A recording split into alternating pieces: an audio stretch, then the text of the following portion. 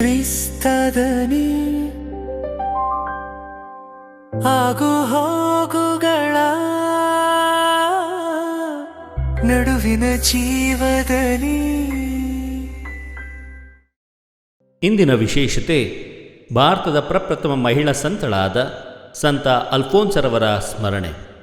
ಆತ್ಮೀಯರೇ, ಸಂತ ಅಲ್ಫೋನ್ಸರವರು ಆಗಸ್ಟ್ 19, 1910 ಕೊಟ್ಟಾಯಂ ಸಮೀಪದ ಕುಡಮಲ್ಲೂರು ಜಿಲ್ಲೆಯ ಮುತ್ತಟ್ಟುಪಡುತ್ತು ಎಂಬ ಊರಿನಲ್ಲಿ ಜೋಸೆಫ್ ಮುತ್ತಟ್ಟುಪಡುತ್ತು ಮತ್ತು ಮೇರಿ ಪುತ್ತುಕರಿಗೆ ಮಲಂಕರ ನಾಸ್ರಾಣಿ ಕುಟುಂಬದಲ್ಲಿ ಜನಿಸಿದರು. ಅವರು ಆಗಸ್ಟ್ 27, 1910 ದೀಕ್ಷಾಸ್ನಾನ ಪಡೆದರು. ಆಕೆಯ ಪೋಷಕರು ಆಕೆಯನ್ನು ಅನ್ನಕುಟ್ಟಿ ಎಂದು ಪ್ರೀತಿಯಿಂದ ಕರೆಯುತ್ತಿದ್ದರು. ಬಾಲ್ಯದಲ್ಲೇ ತನ್ನ ತಾಯಿಯನ್ನು ಕಳೆದುಕೊಂಡ ಆಕೆಯ ಬಾಲ್ಯ ಬಹಳ ಕಷ್ಟಕರವಾಗಿತ್ತು, ನೋವಿನ ಮಡಿಯಾಗಿತ್ತು. ಆಕೆಯ ತಾಯಿಯ ಮರಣದ ನಂತರ ಆಕೆಯು ಚಿಕ್ಕಮ್ಮನ ಆಶ್ರಯದಲ್ಲಿ ಬೆಳೆದಳು. ಅನ್ನಕುಟ್ಟಿ ಆಕೆಯ ದೊಡ್ಡಪ್ಪರಿಂದ ಶಿಕ್ಷಣ ಪಡೆದರು. ಅನ್ನಕುಟ್ಟಿ 3 ವರ್ಷದವಳಿದ್ದಾಗ ಎಸ್ಜಿಮದಿಂದ ಬಳಲುತ್ತಿದ್ದಳು. 1 ವರ್ಷದ ಪ್ರಾಯದಿಂದಲೇ ಇದು ಆಕೆಯಲ್ಲಿ ಪ್ರಾರಂಭವಾಗಿತ್ತು. ಆತ್ಮೀಯರೇ, 1916 ಅನ್ನಕುಟ್ಟಿ ಅರ್ಪೂರಕರದಲ್ಲಿ ಶಾಲೆಯನ್ನು ಆರಂಭಿಸಿದರು. ಅವರು 27 ನವೆಂಬರ್ 1917 ತಮ್ಮ ಪ್ರಪ್ರಥಮ ಪರಮಪ್ರಸಾದ ಸಂಸ್ಕಾರವನ್ನು, ಜನವರಿ 21, 1925 ದೃಢೀಕರಣ ಸಂಸ್ಕಾರವನ್ನು ಸ್ವೀಕರಿಸಿದರು. ಮುಂದೆ ಆಕೆ ತನ್ನ ಸಂಬಂಧಿಕರಾದ ಮುರಿಕನ್ ಕುಟುಂಬದಲ್ಲಿ ಬೆಳೆದಳು. ಬಾಲ್ಯದಲ್ಲಿ ಅವಳ ಅಜ್ಜಿ ಸಂತರ ಕಥೆಗಳನ್ನು ಹೇಳುತ್ತಿದ್ದರು. ಪ್ರಾರ್ಥನೆ ಮತ್ತು ಕ್ರೈಸ್ತ ಭಕ್ತಿ ಗೀತೆಗಳನ್ನು ಕಲಿಸುತ್ತಿದ್ದರು. ಅಲ್ಫೋನ್ಸಳ ಬದುಕಿಗೆ ಲಿಜಿಯಾದ ಸಂತ ತೆರೆಸಳ ಬದುಕೆ ಆದರ್ಶವಾಗಿತ್ತು. ತಾನು ಕೂಡ ಒಂದು ದಿನ ಆಕೆಯಂತಾಗಬೇಕೆಂಬ ಮಹತ್ವಾಕಾಂಕ್ಷೆ, ಹಂಬಲ ಅಲ್ಫೋನ್ಸಳಲ್ಲಿತ್ತು. ಹದಿಹರೆಯದ ಪ್ರಾಯಕ್ಕೆ ಬಂದಂತೆ ಪ್ರತಿಷ್ಠಿತ ಕುಟುಂಬಗಳಿಂದ ಅನೇಕ ಮದುವೆ ಪ್ರಸ್ತಾಪಗಳು ಬರುತ್ತಿದ್ದವು. ಅನ್ನಕುಟ್ಟಿ ತನ್ನ ಭೌತಿಕ ಸಂಪತ್ತನ್ನು ತ್ಯಾಗ ಮಾಡಿದಳು ಮತ್ತು ತನ್ನ ಜೀವನವನ್ನು ಯೇಸು ಕ್ರಿಸ್ತನಿಗೆ ಅರ್ಪಿಸಲು ಬಯಸಿದಳು. 1923 ಅನ್ನಕುಟ್ಟಿ ಅವರು ಉರಿಯುತ್ತಿರುವ ಹೊಟ್ಟಿನ ಗುಂಡಿಗೆ ಬಿದ್ದಾಗ ಅವರ ಪಾದಗಳು ಸುಟ್ಟು ಹೋದವು. ತನ್ನ ಸಾಕು ತಾಯಿಯ ಮದುವೆಯನ್ನು ಏರ್ಪಡಿಸುವ ಪ್ರಯತ್ನವನ್ನು ತಪ್ಪಿಸುವ ಸಲುವಾಗಿ ಆಕೆ ಈ ರೀತಿಯಾಗಿ ಮಾಡಿಕೊಂಡಳಂತೆ. ಈ ಮೂಲಕ ಧಾರ್ಮಿಕ ಸಹೋದರಿಯಾಗುವ ಆಕೆಯ ಬಯಕೆಯನ್ನು ಈ ಘಟನೆ ಪೂರೈಸುತ್ತದೆ. ಪ್ರಿಯರೇ, ಈ ಅಪಘಾತವು ಅವಳನ್ನು ತನ್ನ ಜೀವನದುದ್ದಕ್ಕೂ ಭಾಗಶಃ ಅಂಗವಿಕಲಳಾಗಿಸಿತು. ಮೇ 27, 1928 ಧರ್ಮ ಭಗಿನಿಯಾಗುವ ಆಸೆಯಿಂದ ಭರಣಂಗಣದ ಬೋರ್ಡಿಂಗ್ ಶಾಲೆಯನ್ನು ಸೇರಿಕೊಳ್ಳುತ್ತಾರೆ. ಆಗಸ್ಟ್ 2, 1928 ಆಕೆಯ ಪೋಸ್ತುಲೆನ್ಸಿಯ ಪ್ರಾರಂಭವಾಗುತ್ತದೆ. 1930 1935 ಅವಧಿಯಲ್ಲಿ ಗಂಭೀರವಾದ ಅನಾರೋಗ್ಯದಿಂದ ಬಳಲಬೇಕಾಗಿ ಬಂತು. ಅಲ್ಫೋನ್ಸಾ ಆಗಸ್ಟ್ 12, 1936 ತನ್ನ ಶಾಶ್ವತ ಧಾರ್ಮಿಕ ಪ್ರತಿಜ್ಞೆ ಮಾಡಿದರು. 2 ದಿನಗಳ ನಂತರ ಅವರು ಚಂಗನಚೇರಿಯಿಂದ ಬರ್ನಾಮ್ಗಣಂಗೆ ಮರಳಿದರು. ನಂತರ ಅವರು ಈಗಿನ ಸೆಂಟ್ ಅಲ್ಫೋನ್ಸಾ ಗರ್ಲ್ಸ್ ಹೈಸ್ಕೂಲ್ನಲ್ಲಿ ಹೈಸ್ಕೂಲ್ ಶಾಲೆಯ ಅಧ್ಯಾಪಕಿಯಾಗಿ ತನ್ನ ಸೇವೆಯನ್ನು ಸಲ್ಲಿಸುತ್ತಾರೆ. ಆದರೆ ಆಗಾಗ್ಗೆ ಅನಾರೋಗ್ಯದಿಂದ ಬಳಲುತ್ತಿದ್ದ ಕಾರಣ ತನ್ನ ಸೇವೆಯನ್ನು ಆಕೆ ಮುಂದುವರಿಸಲಾಗಲಿಲ್ಲ. ಕ್ಲಾರಿಸ್ ಸಹೋದರಿಯಾಗಿ ಅವರ ಹೆಚ್ಚಿನ ವರ್ಷಗಳಲ್ಲಿ ಅವರು ಗಂಭೀರ ಅನಾರೋಗ್ಯವನ್ನು ಸಹಿಸಿಕೊಂಡರು. ಜುಲೈ 1945 ಅವರು ಗ್ಯಾಸ್ಟ್ರೋಎಂಟರೈಟಿಸ್ ಮತ್ತು ಯಕೃತ್ತಿನ ಸಮಸ್ಯೆಗಳನ್ನು ಅನುಭವಿಸಬೇಕಾಯಿತು. ಅದು ಹಿಂಸಾತ್ಮಕ ಸೆಳೆತ ಮತ್ತು ಇತರ ಆರೋಗ್ಯ ಸಮಸ್ಯೆಗಳಿಗೆ ಕಾರಣವಾಯಿತು. ಪ್ರಿಯರೇ, ಲಿಜಿಯಾದ ಸಂತ ತೆರೆಸಮ್ಮನವರು ಅನ್ನಕುಟ್ಟಿಯ ಬದುಕಿಗೆ ಆದರ್ಶವಾಗಿದ್ದರು. ಅನ್ನಕುಟ್ಟಿ ಮತ್ತು ಲಿಜಿಯಾದ ಸಂತ ತೆರೇಸರವರ ಜೀವನದಲ್ಲಿ ಅನೇಕ ಸಾಮ್ಯಗಳಿವೆ.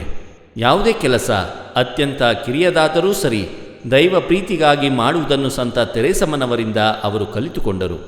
ತನ್ನ 3ನೇ ವಯಸ್ಸಿನಿಂದ ಪರಮಾತ್ಮನಿಗೆ ನಾನೇನನ್ನೂ ಇಲ್ಲವೆನ್ನಲಿಲ್ಲ ಎಂದು ತೆರೇಸಮ್ಮನವರು ಹೇಳಿದರೆ, ಜ್ಞಾನಸ್ನಾನದ ಅನುಗ್ರಹದ ಸೊಗಸನ್ನು ನನ್ನ ಸ್ವಂತ ಕಿರುಪಾಪಗಳಿಂದ ಕಳೆದುಕೊಂಡಿಲ್ಲ ಎನ್ನುತ್ತಾರೆ ಸಂತ ಅಲ್ಫೋನ್ಸಾ.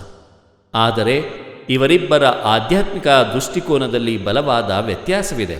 ತಂದೆ ಮಗುವಿನ ಸಂಬಂಧದಂತಿರುವಂಥದ್ದು ತೆರೇಸಮ್ಮ ಮತ್ತು ದೇವರ ಸಂಬಂಧ. ಮಗು ತನ್ನೆಲ್ಲದರ ಆಗು ಹೋಗುಗಳಿಗೆ ತಂದೆಯನ್ನೇ ಅವಲಂಬಿಸಿರುವಂತೆ ತೆರೆಸಮ್ಮ ದೇವರನ್ನು ಅವಲಂಬಿಸಿದ್ದರು. ಅಲ್ಫೋನ್ಸ ಅವರದ್ದು ಮದುವಣಗಿತ್ತಿಯ ಸಂಬಂಧ. ಯೇಸುವಿನ ಪ್ರಿಯೆ ತಾನು, ಸ್ವರ್ಗೀಯ ಪತಿ ತನ್ನ ಆತ್ಮದ ಒಡೆಯ ಯೇಸು ಎಂಬ ಭಾವನೆ ಆಕೆಯದು. ತನ್ನ 13ನೇ ವಯಸ್ಸಿಗೆ ಮದುವೆಯ ಒತ್ತಡವನ್ನು ಹೇರಿದಾಗ ತಾನು ಯೇಸುವನ್ನಲ್ಲದೆ ಬೇರೆ ಯಾರನ್ನೂ ವರಿಸಲಾರೆ ಎಂಬ ದೃಢ ಸಂಕಲ್ಪ ಆಕೆಯದಾಗಿತ್ತು. ಈ ಸಂಬಂಧ ಕುರಿತು ಆಕೆಯ ಪ್ರಾರ್ಥನೆ ಹಾಗೂ ಆಕೆ ತನ್ನ ಸಂಘದ ಕಿರಿಯ ಭಗಿನಿಯರಿಗೆ ಕೊಡುತ್ತಿದ್ದ ಬೋಧನೆಗಳಲ್ಲಿ ಎದ್ದು ಕಾಣಿಸುತ್ತಿತ್ತು. ಯೇಸುವಿನ ದೈವಿಕ ಪ್ರೇಮ ಜ್ವಾಲೆಯಲ್ಲಿ ಆಕೆ ಬೆಂದು ಹೋಗಿದ್ದರು. ಬೈಬಲ್ಲಿನ ಪರಮ ಗೀತೆಯೇ ಆಕೆಯ ಜೀವನದ ಸಾರ. ದೈವಿ ಪ್ರಿಯನೊಡನೆ ಆಕೆಯ ವೈಯಕ್ತಿಕ ಆತ್ಮೀಯ ಸಂಬಂಧದ ಸಾರ.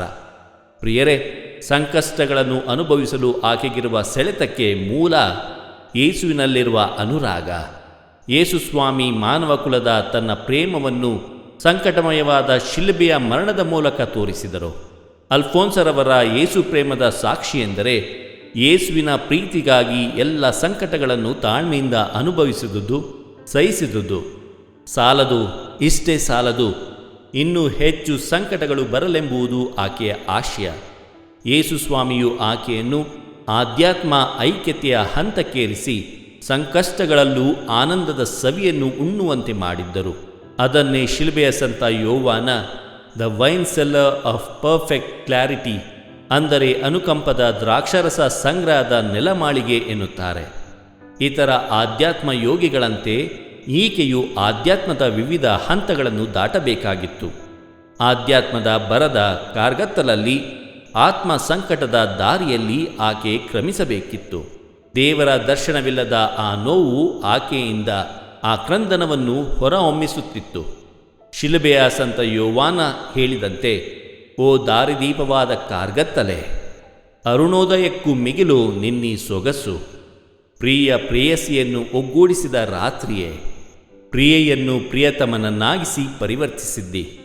ಸಂಕಟಗಳ ಉಗ್ರತೆ, ಆಕೆ ಸಂಕಟಗಳನ್ನು ಅನುಭವಿಸಿದ ರೀತಿ, ಸಂಕಟಗಳ ಪಾನಪಾತ್ರೆಯನ್ನು ಹುಂಡು ಹುಂಡಾಗಿ ಸವಿದ ನಮೂನೆಯಿಂದಾಗಿ ಇತರರಿಗೆ ಆಕೆಯ ಸಂಕಟಗಳ ಸರಮಾಲಿಯ ತೀಕ್ಷ್ಣತೆಯ ಅರಿವಾಗುತ್ತಿರಲಿಲ್ಲ. ಸಂಕಟಗಳೆಲ್ಲವೂ ದಯಾಮಯ ತಂದೆಯ ಕೊಡುಗೆ. ತನ್ನ ಆಧ್ಯಾತ್ಮ ಪ್ರಿಯಪತಿ ಯೇಸುಸ್ವಾಮಿ ಅವೆಲ್ಲವನ್ನು ತಳಮಟ್ಟ ಕುಡಿದಿದ್ದಾರೆಂಬ ಅರಿವಿನಿಂದ ಆಕೆ ಆನಂದದಿಂದ, ತಾಳ್ಮೆಯಿಂದ, ಸಂತೋಷಾತಿರೇಕದಿಂದ ನಗು ನಗುತ್ತಲೇ ಸ್ವೀಕರಿಸಿ ಎಲ್ಲ ಸಂಕಟಗಳನ್ನು, ರೋಗ ರುಜಿನಗಳನ್ನು, ಕಾಯಿಲೆ ಕಸಾಲೆಗಳನ್ನು, ಅತ್ಯಧಿಕ ನೋವನ್ನು ನುಂಗಿಕೊಳ್ಳುತ್ತಿದ್ದರು. ಪ್ರಿಯರೇ, ಗಂಭೀರವಾದ ಆರೋಗ್ಯ ಸಮಸ್ಯೆಗಳ ಸರಣಿಯ ನಂತರ ಅವರು 28 ಜುಲೈ 1946ರಂದು ತಮ್ಮ 35ನೇ ವಯಸ್ಸಿನಲ್ಲಿ ನಿಧನರಾದರು. ಅವರನ್ನು ಕಥೋಲಿಕ ಸೆಂಟ್ ಮೇರೀಸ್ ದೇವಾಲಯ, ಬರ್ನಾಮ್ಗಣಂ, ಟ್ರಾವೆಂಕೂರ್, ಇಂದಿನ ಕೊಟ್ಟಾಯಂ ಜಿಲ್ಲೆ, ಪಲಯಂ ಧರ್ಮಕ್ಷೇತ್ರದಲ್ಲಿ ಸಮಾಧಿ ಮಾಡಲಾಯಿತು. ತನ್ನ ಕಾಯಿಲೆಯ ನಿಮಿತ್ತ ಆಕೆ ಅನೇಕ ಅಪಾರ್ಥಗಳಿಗೆ ತುತ್ತಾಗಿದ್ದುದರ ಪರಿಣಾಮ ಸಹನೆ, ತಾಳ್ಮೆ ಹಾಗೂ ದೃಢತೆಯ ಗುಣಗಳಲ್ಲಿ ಅಪಾರವಾಗಿ ಬೆಳೆದರು. ಸಂತ ಅಲ್ಫೋನ್ಸರವರೇ, ನಮಗಾಗಿ ಪ್ರಾರ್ಥಿಸಿರಿ. ದೇವರು ನಮ್ಮೆಲ್ಲರನ್ನು ಆಶೀರ್ವದಿಸಲಿ. ಇದು ಧ್ವನಿ ಮಾಧ್ಯಮ ಮನೆಯ ಕೊಡುಗೆ. ಧ್ವನಿ ವಂದನೀಯ ಸ್ವಾಮಿ ಶಾಂತಕುಮಾರ್ ಜೆ, ಬೆಂಗಳೂರು ಮಹಾಧರ್ಮ ಕ್ಷೇತ್ರ. ಪ್ರಿಯರೇ, ಈ ಚಾನೆಲ್ ಅನ್ನು ಸಬ್ಸ್ಕ್ರೈಬ್ ಮಾಡಿ ಪ್ರತಿದಿನ ದೇವರ ವಾಕ್ಯವನ್ನು ಆಲಿಸುತ್ತಾ ಅದನ್ನು ಇತರರೊಂದಿಗೆ ಹಂಚಿಕೊಳ್ಳಲು ನಮಗೆ ನೆರವಾಗಿರಿ. ಧನ್ಯವಾದಗಳು.